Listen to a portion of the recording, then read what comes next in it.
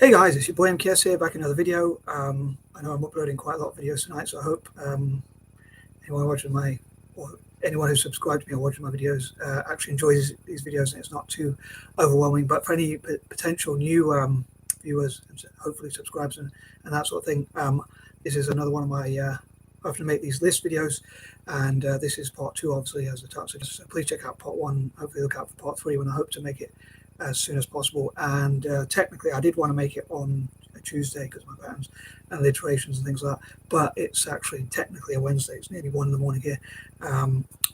Anyway, so I hope you enjoy this video and these videos generally, and I welcome your support.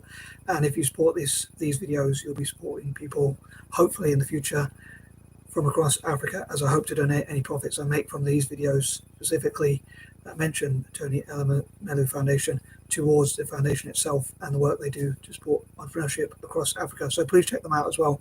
Please check out the Tony Elumelu Foundation website and their YouTube. Or look out for them on Google and YouTube and whatever other social media or whatever they have, and their website and all that kind of thing. And if you Google them, I'm sure you'll find out some information. So I will point you in that direction. So I hope I've made some positive just by mentioning them and raising their profile. Anyway, I'm going to crack on with my list.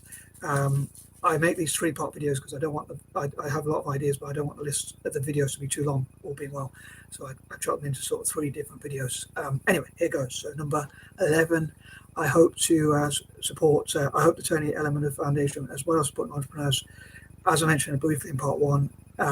Point number 9 was to help people from different walks of life or different fields, not just entrepreneurship perhaps, but fund poets, writers, and people like that, and creative people and architects, designers, and that sort of thing, because Africa as a continent will need not just entrepreneurship, but people who work for those businesses, and probably business isn't for everyone, and even if it is, it probably takes you a while to learn how to run those businesses. So perhaps they could work for other industries and then eventually run their own business, although I'm quite interested in business and not so much into 9 to 5 myself, although I've never run a business.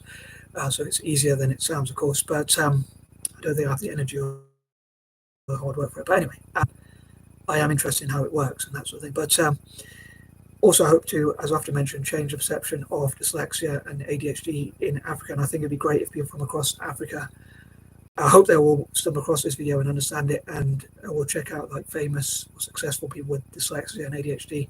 That's why one of the playlists I included this on was like famous dyslexics and dyslexic empowerment as well.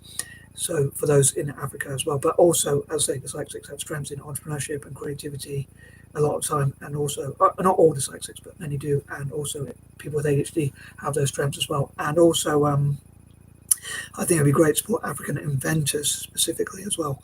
Another area which I think would be really cool to support and encourage inventors, acknowledging inventions that that may be made by Black people, especially from Africa, and maybe even support Indigenous Australasians to become inventors.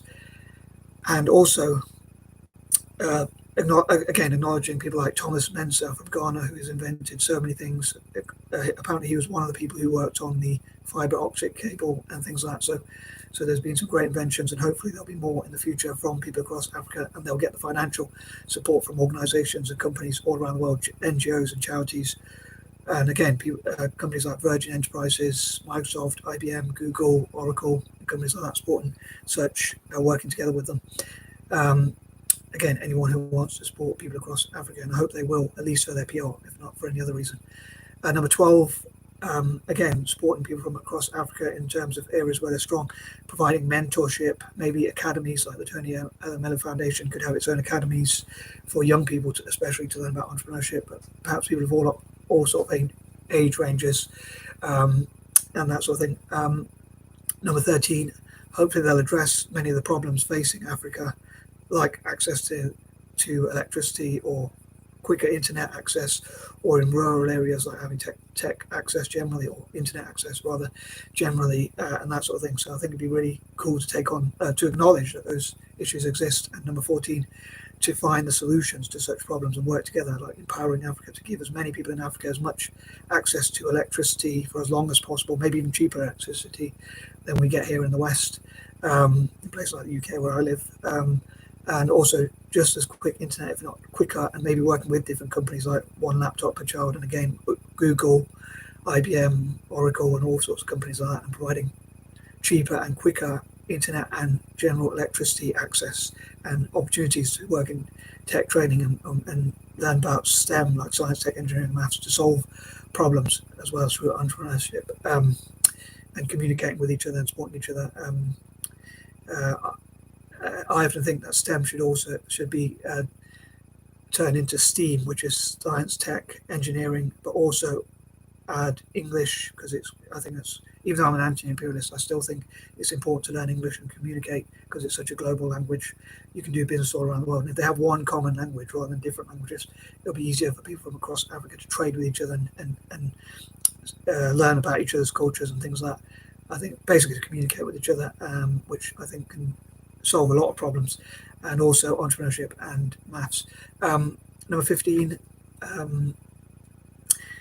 again, I think it'd be great to work on shared goals, and anyone who wants to support Africa, I think working together, we can share ideas, and even if we disagree, if we eventually come to some sort of agreement, I think we can go further by working together, like approximately 1 billion people across Africa working together in peace and unity, cooperation and things like that. And also, again, people like Richard Branson, who owns Virgin Enterprises, through Virgin Unify and things like that, could work with the Tony Elumelu Foundation to support entrepreneurship across Africa and that sort of thing.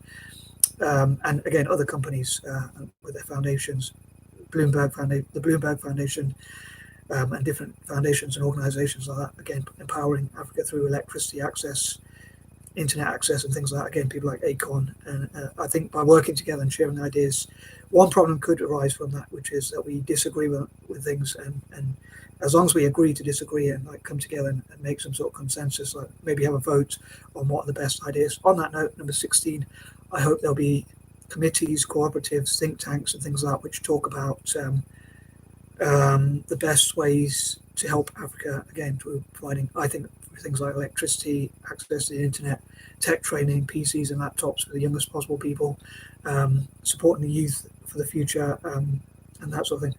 Especially supporting young people like the under 30, like Forbes have a list of the 30 top under 30 entrepreneurs, and maybe even younger than that, like even, I forgot to mention him in number 10, point number 10, or idea number 10, even what I call like pre-teen entrepreneurs, obviously people who are even under the age of 13, learning about business as young as possible. So even like setting up lemonade stalls and things like that, I think would be great ways to support people across Africa. Number 17, again, I think it'd be great to learn about the skills of African entrepreneurs and what skills Africans have generally, which they could sell and market to the world. And again, not everyone's going to be in business, but what they could sell, as in like when they say when you go for a job, you sell yourself, as in you sell what skills you have and that sort of thing. So you still have to do some sort of selling in a way, which is, in my opinion, is like persuading or using psychology and that sort of thing.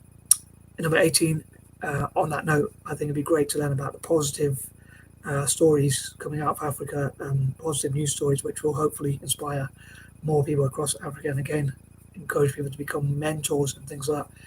Number 19, I think it'd be great to support Indigenous Africans and Australasians, in actual fact, in software development and STEM generally. And number 20, especially in tech generally, like programming, coding, and things like that, but STEM generally. So, and again, older people teaching younger, and maybe young people will have things that they can teach older people as well. And I think that covers out all the ideas for now. I think there were a few I forgot to mention, but my brain isn't working as well as I like it to. But anyway, I am out. Peace and love.